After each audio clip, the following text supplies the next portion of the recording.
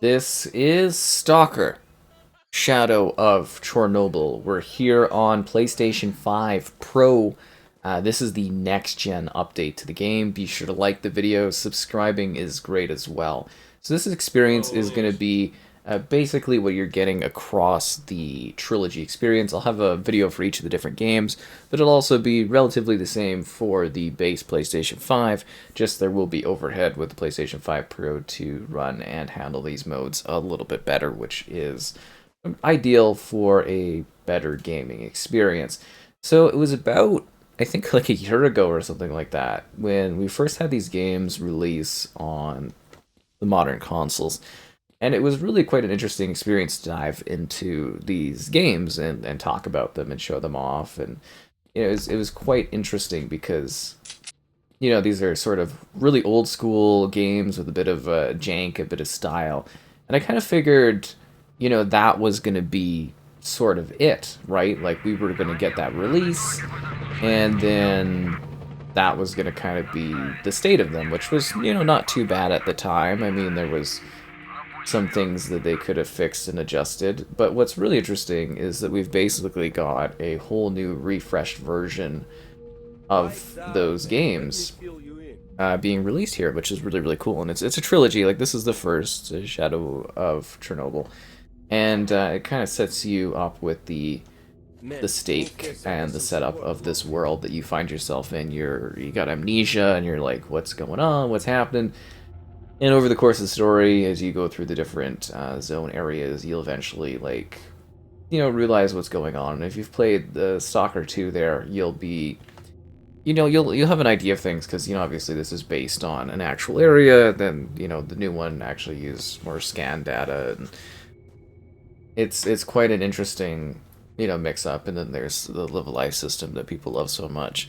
But there's a host of improvements. I think if you've been, kind of watching already, that should be pretty visibly noticeable to you. It's just that this is quite a massive bump up for the visual fidelity, the quality of the game, and just like the features that are present within it. Now, this game is kind of tough. Like, you gotta, like, especially difficulty-wise, you gotta make sure you're hitting headshots. You gotta actually, like, be aware of things, and they've balanced stuff and they've changed things, but I always recommend that you are consistently making saves.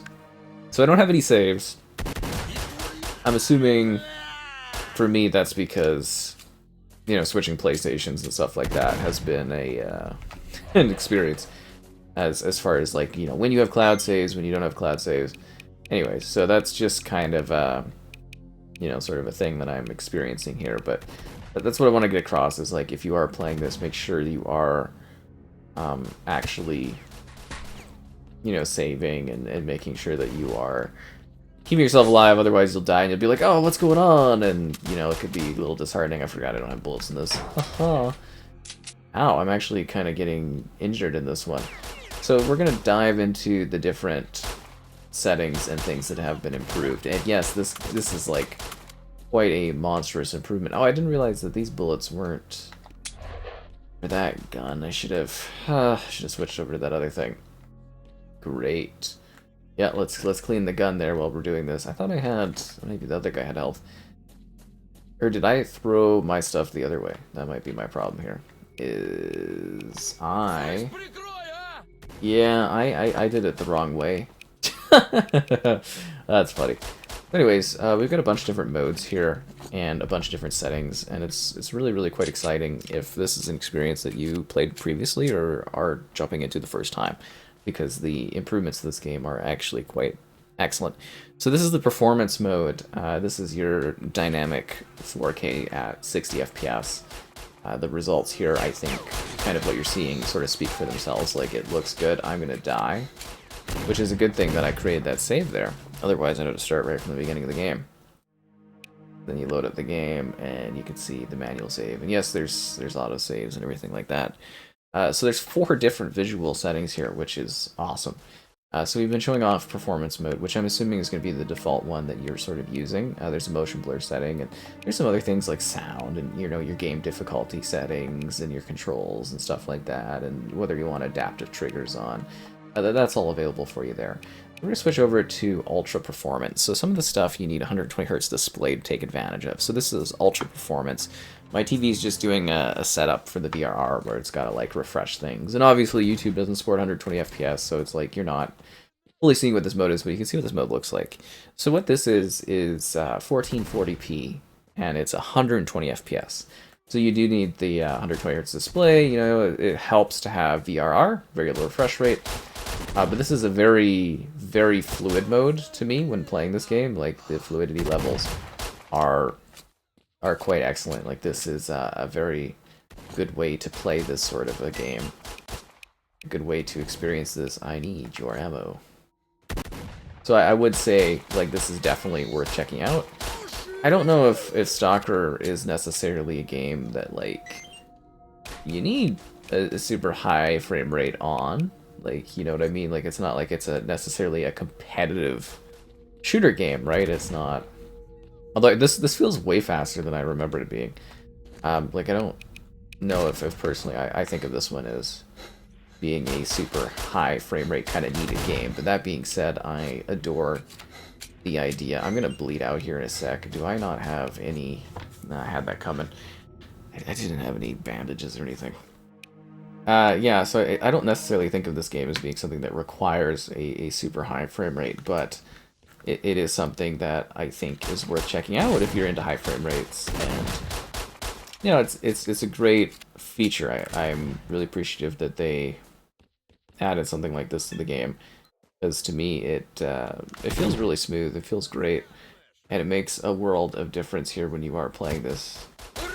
I got shot. Come on, dude! I'm trying to get by you. I got nicked by that bullet there. No, for a second there, I thought that guy died. So yeah, that's kind of the mode we've got here. I would say if you have the 120 Hz display to, you know, give it a whirl and see what it's like if you want to play with the smoothness of it. And like, it is a bit of a dip visually, but I think the results are still, you know, something that feels really, really smooth, and that is quite awesome. Especially when you're trying to pull off those tricky shots so that, you know, you don't die tragically. But I don't really have bandages, which I'm trying to find a bandage, because, like, you know, you bleed and stuff in this game. They're very difficult kind of survival focused games, the Stalker series, if you're not familiar with them. So it's like you will definitely feel the pain, but I don't remember moving so like quickly in these. It's kind of funny, or maybe I'm just used to Stalker 2's movement a bit more. So then we're gonna move to the next option here, and there's other settings too on top of this stuff. We're gonna switch to quality mode, so it's gonna do the thing again. So for quality mode, this is your native 4K, and it's 30 FPS targeting. Now this mode, you really feel it, if that makes sense. Like, it definitely, like, it's not like smooth to play, but you can see that it's fully taking advantage of everything as far as like being a full resolution. But it's not specifically a mode I would really recommend playing. I think it's a good future-proofing mode. You know, we get a PlayStation 6 down the line. This would be a very good mode to kind of build from and just sort of uncap, if that makes sense, at some point. So I think this would be, you know, an ideal sort of option for that. Can I just use this? There we go. Now I don't feel so dead inside, but yeah, I don't know. I think maybe with you watching too, you can kind of get the idea that it's just like, it doesn't feel great to play this mode, but I understand that it exists because, you know, it's good to have like a high quality mode that sort of pushes things. Are you not dead yet? Seriously? Where are my teammates at? What is going on here? They let me down. And then finally, we have another interesting mode. So this is kind of becoming, I keep turning the gamma. This is becoming one of my favorite modes for video games in the modern era, or just a mode I really like to see available, is a balance mode. So balanced here is a 40 FPS targeting mode. So it's supposed to be your middle grounds between, you know, the quality mode and the performance mode. So the idea is you still get sort of the feature sets. Oh, jellyfish. You get the feature sets of the quality, but you get a slightly better performance. So I would say this mode, if you have, and you need 120 Hz display to take advantage of 40 FPS, in case you are not aware. But yeah, I would recommend trying this mode because it's sort of the idea is it gives you the balance between frame rate and quality and everything like that. So I think you will be kind of happy trying this mode if you have a TV that supports it. At least I would say give it a shot. 100%. And it actually feels pretty good, I think, right? So it's like, it's your dynamic 4K at 40 FPS, so it's just like a neat little middle ground. So I don't suppose I got... Oh, I do have shotgun ammo. Nice! We can kind of get a little bit in the doom here and rip a tear a bit with the shotgun. But I would say, for me personally, I think playing with the performance mode is kind of the way to play this game. But I wanted to show off the different modes so that you knew how each of them looked and how each of them played. And this is kind of the experience across, you know, the Stalker Trilogy. But obviously I'm going to be looking at each of the individual games because, you know, it is a trilogy pack, but they are different games and they offer different stuff. And I think that is kind of the best way to, you know, take a look at each of them. Flash drive for nimble, that's what I'm talking about. So we're going to switch back to performance mode. And we're going to let it do its thing here. So other features, like there's a whole setting list of adjustments that they made to this game from a technical standpoint. I got our handy dandy little bolt here. Whoop. Yeah, so one of the biggest that I wanted to note is it's got mod.io integration. So we're actually going to have mods within this game. And yeah, to me that is really, really quite exciting that we've got the mod support and stuff. And like I'm taking a look at this ahead of launch, so it's not like things are really sort of like kicking off like they will be when you get your hands on this and get to play and stuff. So just kind of keep that in mind, but might be doing some sort of mod type videos. And if you have recommendations, I'm totally, you know, into hearing about that. But anyways, let's talk about all the other enhanced settings. So lighting and reflections, they've added God rays, screen space reflections, and global illumination. So when you're going into the world, you should notice, depending on the surfaces and where in the environment you are, that sort of a thing where it's just the lighting's better, the reflections are reflecting, and you know you've got a higher tier of illumination going on, so the world just looks nicer. And I think out here, like, if you've been playing this on the consoles, like, I thought the console versions were kind of fine. But, you know, if you play that and then you kind of look here, you will notice, at least in my opinion, I think a pretty substantial quality improvement between them. Oh, these guys! I didn't save! I didn't save! I thought we were cool! I thought we were cool! That's not... Oh, no. Okay, I thought we were cool. Textures, so upscaled textures across the environment, more 3D detailed models for NPCs, for weapons, for things in the environment. So you're just going to notice a much better looking world. And one where the characters and the models and the aesthetic and the assets of the models are all quite improved. I mean, you can kind of look at it and just see the details. It's like, this might not look as impressive to you, but considering how old this game is, and just like the fact that these characters look so good, it feels very much like it's remastered, and that in itself is quite a treat. If you were a fan of this game back in the day, you're gonna notice like this is a legitimate improvement across the board on things. Shaders, enhanced water shaders, upgraded skyboxes, so much better looking backdrops, much more realistic looking environments and backdrops. It makes just like a massive world of difference, again, as I've been saying, kind of across the board here. Like, it is substantially improved in almost every asset of the experience. I wasn't really sure what they were kind of talking about when they were mentioning like what they were going to do with this game. So I think to me it's quite interesting that like this is a noticeable improvement because I didn't think it was going to be that way. I kind of assumed, you know, they were going to release this and it was just going to be like a quick little bump up, and you know, like I didn't think that they were going to really revitalize these games because like they just came out like a year or so ago, right? Like I think it was like literally a year ago that they released this package, this compilation of games, and I was like, okay, I'm like, why are they doing a next gen version? I was like, what we had is fine, but then I was like, oh, okay, no, they are really taking, um, I don't know if to heart is the right word, but they're actually caring about the legacy and the, you know, the historic of their games and wanting to make sure they're all in line and stuff. And obviously for PlayStation, a little bit of getting ready for Stalker 2 eventually coming down the road here. This is a great primer for that sort of thing. So if you're kind of getting excited about Stalker 2, which is a pretty excellent game after they've done all of these big improvements and upgrades to it over time, you should be in for a bit of a treat for sure. They've also redone, to a degree, the cinematics. So now it's a full 4K pre-rendered cinematic experience. So in these games, they had like cinematics that displayed, you know, what's going on, and they showcase things.